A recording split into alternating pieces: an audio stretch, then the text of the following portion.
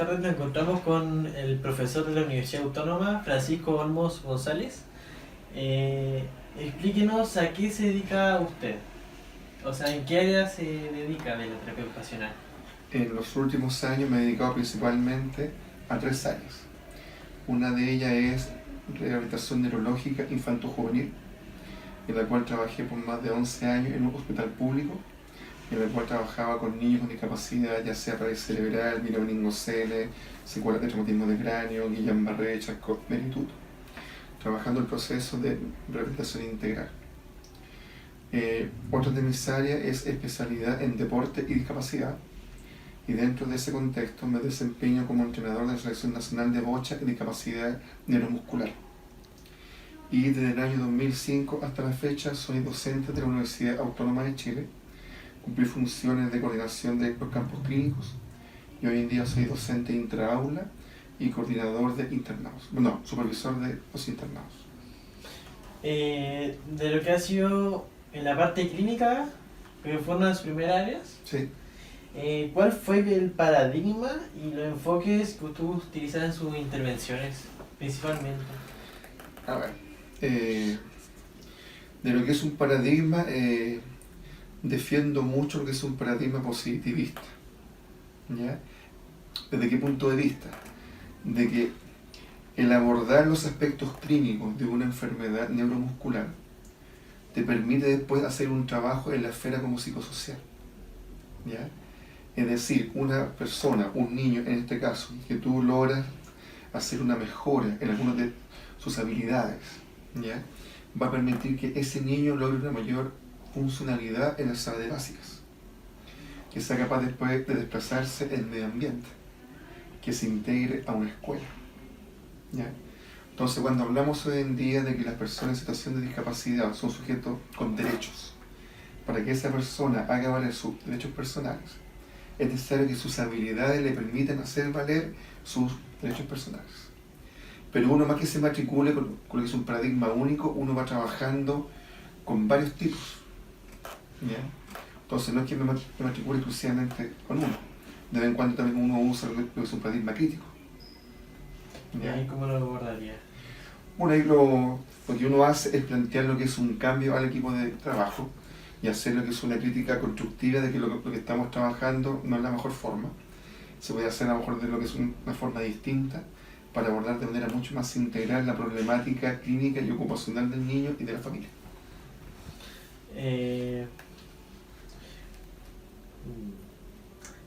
Por ejemplo,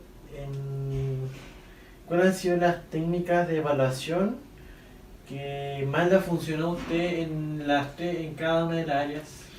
A ver, en la parte de rehabilitación neuromuscular, uno con los años va haciendo una observación cualitativa, en la cual uno es capaz de observar de qué manera la condición clínica impacta en el desempeño funcional y ocupacional del niño, ¿ya? Y de qué manera los componentes neurológicos, los psicológicos, ¿ya? Uno puede intervenir para que se mejore el desempeño del menor. También vamos observando cómo la familia se ve afectada al tener un hijo con discapacidad.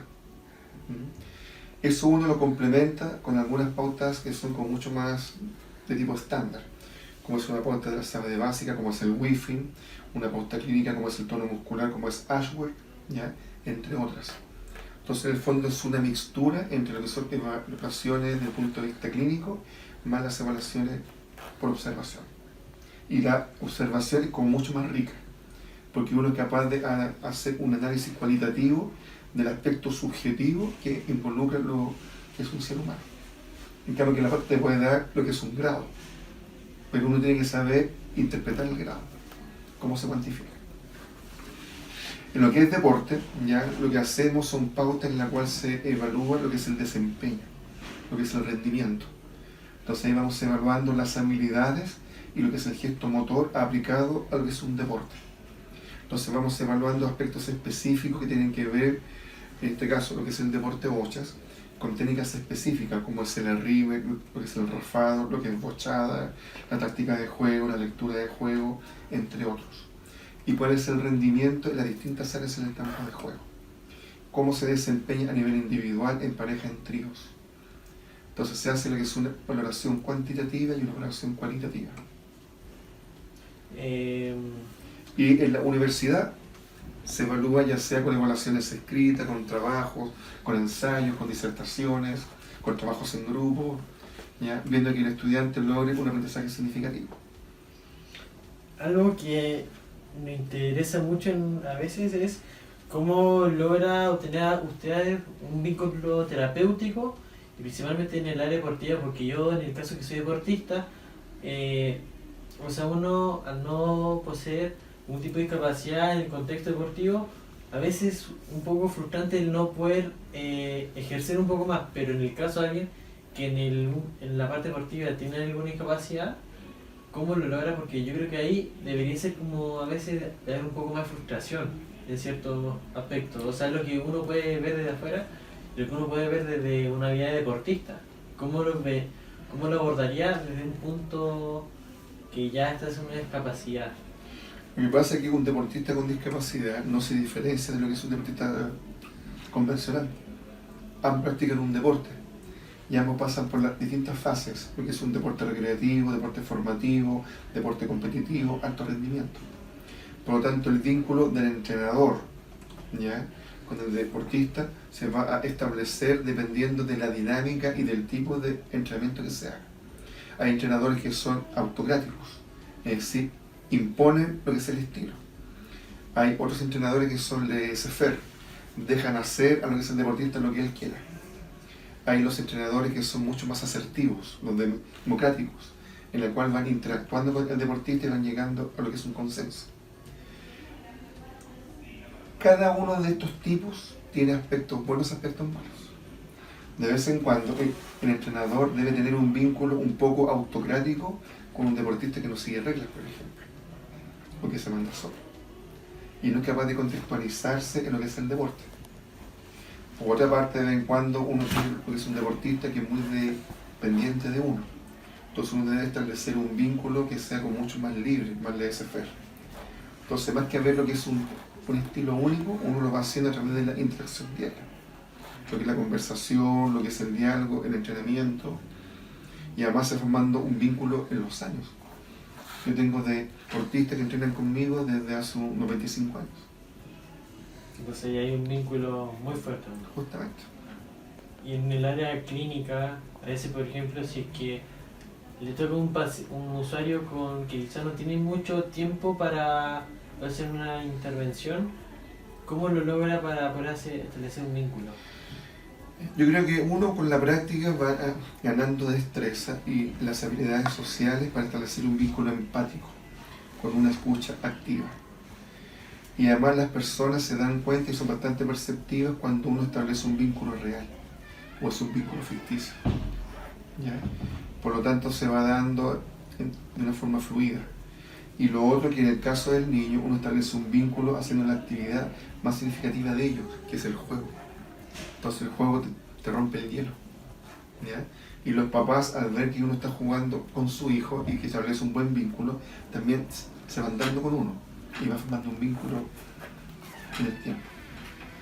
Y supongo que, por ejemplo, en el caso de hacer las clases acá en la universidad, ya con el día a día del estar con el alumno, ya se establece con un vínculo del profesor es el alumno, ¿verdad?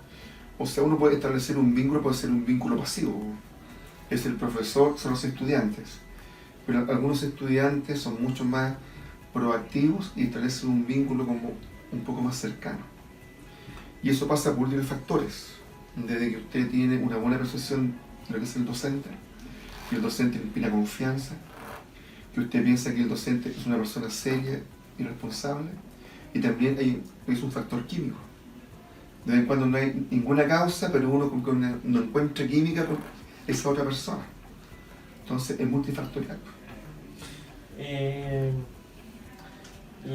algunos casos, por ejemplo, saliendo de lo que es la parte como de profesor, ¿se ha tocado con alguna situación donde ha enfrentado algún dilema ético? En el caso de Sí. estudiantes.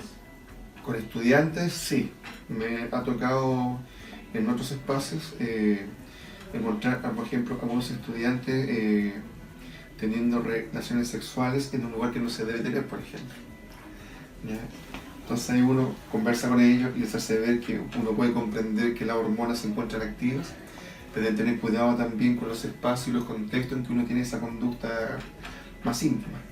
O por ejemplo con el lenguaje en la sala de clases o en los patios. Hoy en día la juventud conversa con muchas palabras soez, son muy procaces, ¿ya? Entonces es muy feo en el caso de uno que es más antiguo de escuchar a una dama, las estudiantes que conversan con chucha limpia, ¿ya? Entonces por cada 10 palabras, 11 palabras son soeces. Uno entiende que la juventud puede que hable así, pero hoy en día ustedes se están formando para ser un profesional. Y muchas veces ese lenguaje procaz sale de manera automática. Entonces uno como que no se da cuenta de que lo puede estar diciendo en un contexto que no se debe hacer.